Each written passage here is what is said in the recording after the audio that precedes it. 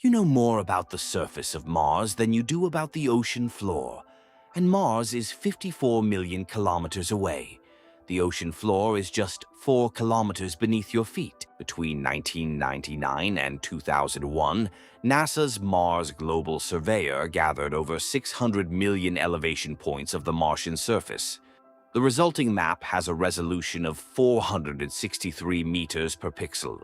Meanwhile, less than 30% of Earth's ocean floor has been mapped to modern standards. That's right. We have a more accurate map of a planet 54 million kilometers away than we do of the 71% of our own planet covered by water. In 2025, a remotely operated vehicle descended into the Mar del Plata Canyon off the coast of Argentina.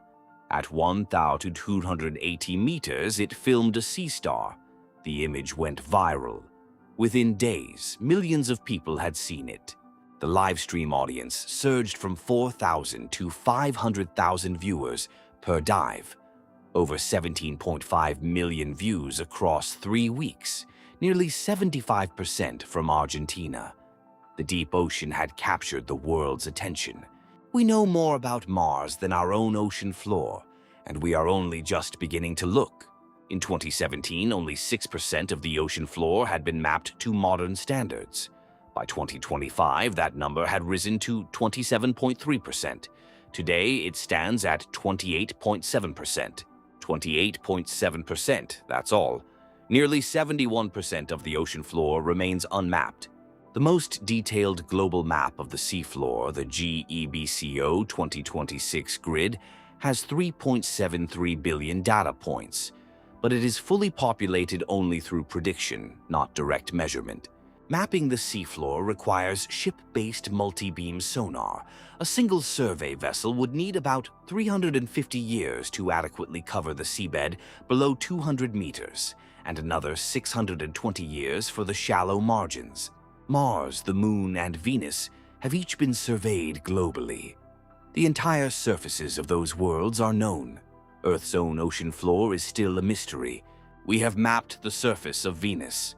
We have not mapped our own ocean floor. Seawater absorbs light. Visible light cannot penetrate the ocean below a few hundred meters. The abyssal plain, on average 3,800 meters deep, is in permanent darkness. Spacecraft can map Mars from orbit because there's nothing in the vacuum of space to block the signal. No atmosphere, no water, no interference. Mapping the ocean floor requires multi-beam sonar, dragged across the water directly above its target. The swath is narrow. The ocean is vast. The task is monumental. Deep-sea survey operations are among the most expensive scientific undertakings. A research vessel costs tens of thousands of dollars per day to operate. The obstacle is water. It always has been. The Southern Ocean in winter, the Arctic under ice, the deep trenches of the Western Pacific. All impose logistical constraints that have no parallel in planetary remote sensing. The ocean is more hostile than space, and we are only just realizing it. In the Southern Ocean, at 3,601 meters, scientists discovered a carnivorous death ball sponge. Its spherical form is covered in tiny hooks that trap prey. Zombie worms were also observed. They have no mouth or gut. They rely on symbiotic bacteria to break down fats inside the bones of dead whales. Its name, Lorink, from the Elvish word for golden tree. A new species of lantern shark was discovered off Western Australia. It glows. Bioluminescence produced by photophores on its belly and flanks. Off the coast of Uruguay, scientists discovered thriving deep-sea coral reefs at 300 meters depth. One reef complex covered 1.3 square kilometers, more than 180 football fields. At least 30 potential new species were discovered off Uruguay, including sponges, snails, and crustaceans. Hundreds of species never before seen in Uruguayan waters. 40 new species in one expedition that we know of. In the East Pacific Rise, scientists discovered giant tube worms living beneath the seafloor, in cavities below the oceanic crust. No one expected to find them there. Life exists beneath the ocean floor. and we only found it by accident. The Mar del Plata expedition identified about 40 species not previously known in the region, and all it took was a robot and a live stream. The live stream became a cultural moment. It inspired artwork, music, video projects, and classroom activities. The deep ocean was suddenly visible. 71% of Earth is covered by water. The ocean is the largest landscape on the planet, and we haven't surveyed most of it up close. Less than 0.001% of the deep ocean has been visually explored. We have looked at virtually none of it. Imagine owning a library of 1 million books but only ever reading 5 of them. That is humanity's situation when it comes to the deep ocean. Roughly 258 million square kilometers of seabed remain unmapped. That's more than the entire surface area of the Moon, Mars, and Venus combined. The total area of the U.S. seafloor is larger than all 50 states, the territories, and the District of Columbia combined.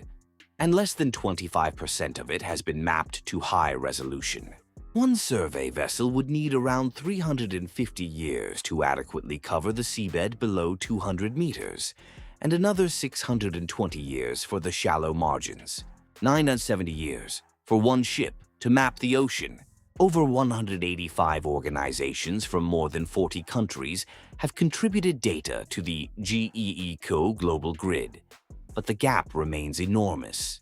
The Nippon Foundation GEECO Seabed 2030 project aims to map the entire ocean floor by 2030. The target is 100%. The clock is ticking. 4 years left, 258 million square kilometers to go. We have mapped the surface of Mars. We have mapped the Moon. We have mapped Venus. And we have not mapped our own ocean floor. We looked up before we looked down. Space captures the imagination. Mars is photogenic. The Moon is iconic. The ocean floor is invisible, so we ignored it. The deep ocean is the last frontier, and we are only just arriving. But something changed in 2025.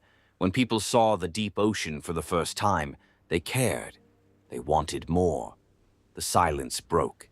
The public is not indifferent. They just need to see it. There are millions of species in the ocean that we haven't discovered. There are ecosystems we didn't know existed. There is life beneath the ocean floor itself. We are living on a planet, and we don't know what's beneath us. We call Earth the blue planet, but we don't know what's in the blue. We have barely scratched the surface. The universe is vast, but the ocean is our backyard, and we haven't looked. We know more about Mars than we do about our own ocean floor. We have mapped the Moon in finer detail than 71% of Earth's ocean floor. In 2025, a sea star went viral, and for a few weeks millions of people looked into the deep ocean. They saw something new, something alien, something that was always there. The ocean floor is the last frontier, and we are only just beginning. Seabed 2030 is working to fill the gaps. 185 organizations, 40 countries, 4 years left. The race is on. We have 4 years to map an entire planet. Every time we send a camera down, we find something new. A death ball sponge, a glowing shark, a golden coral, a new family of life. The ocean is full of life, and we have seen almost none of it. The planet is blue. The blue is unknown, and the unknown is waiting. The universe is watching. Are we paying attention? We looked up before we looked down. Now it's time to look down and see what we've been missing.